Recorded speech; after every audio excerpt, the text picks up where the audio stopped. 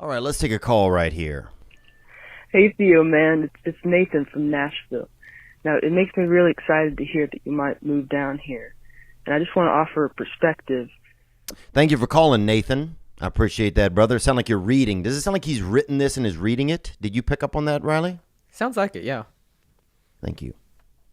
About a year or so ago, I was kind of obsessed with moving to LA in my van with the idea of laying it all on the line for my dream.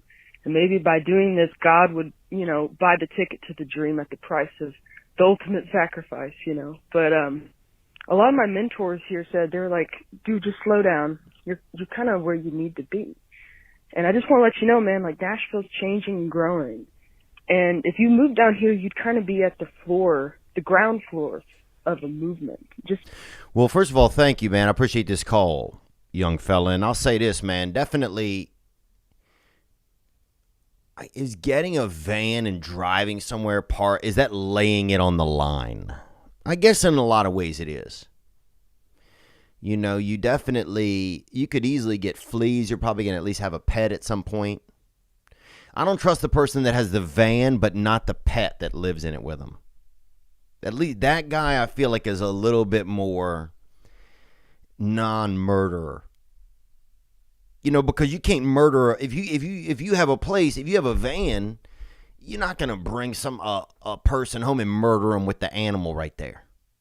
Because then there's two degrees of what's going on.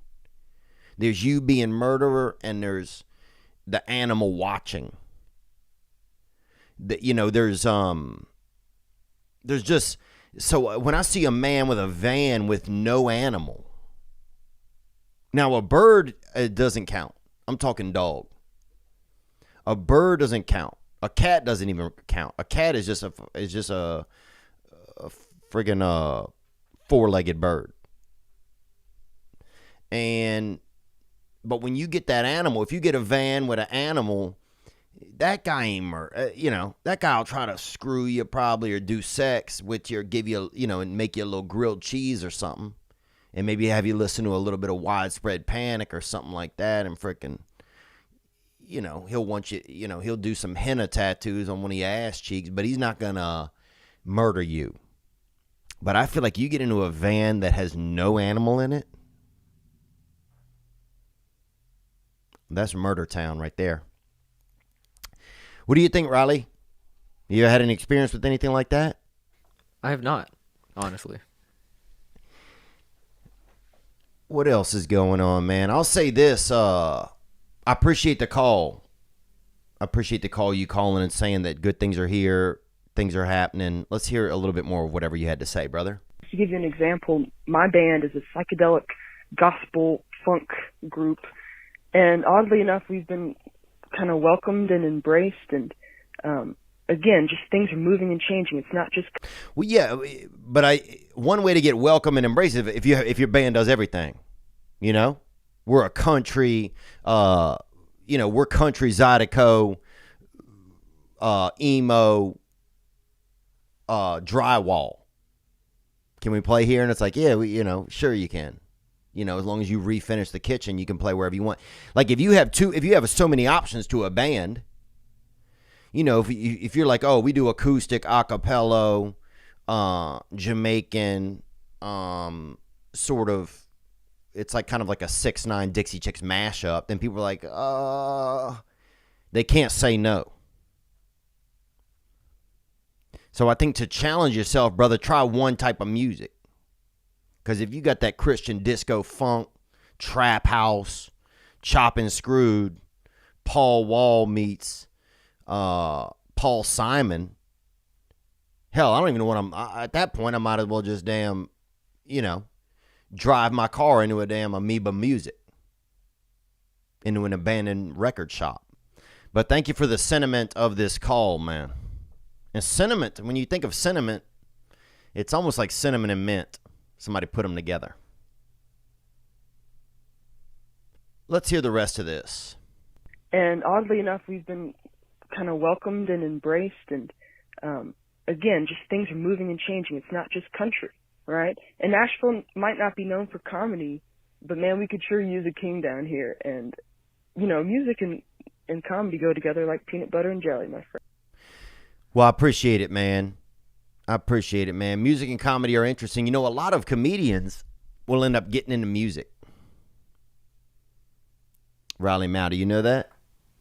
I do now. A lot of comedians will get into music. You know, Sinbad is a famous kind of black Asian kind of comedian. And he does music now. He has a band. Steve Martin, famous white man. You know, he might have been Italian. I don't know what he was. But he did music. He does music now. He plays a banjo. Jim Brewer does music. He does music. And he was, you know, he definitely, I mean, he seems like, yeah, you know, he's kind of a rescue kind of man. A lot of comedians get into music.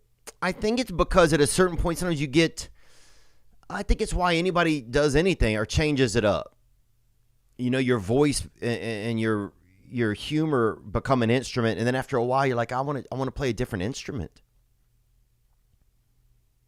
You know, I wish I could play the piano.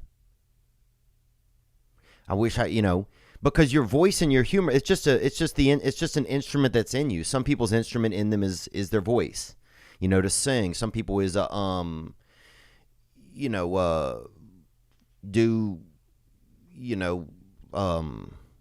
speed, you know, deaf signaling. You know, what is that called? You know what I'm talking about, Riley?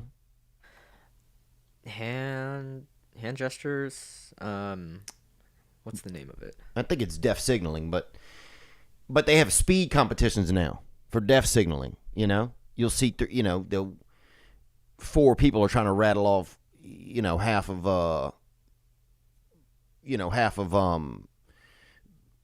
Flowers for Algernon or something. They're just reading it as fast as they can with their hands. But everybody has a different, people have playing a different instrument. Some people may do bow and arrowing.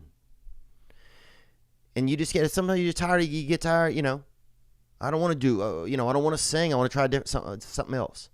I want to try something else. So I think that's why a lot of comedians sometimes will get into music eventually, because they want to play something else than the instrument they've been playing, which is their sense of humor. It's just a refined instrument. That's all it is. It's just like singing, but it's just a little different. I mean, at least 4 times a day I think about playing the piano. I'd like to play it.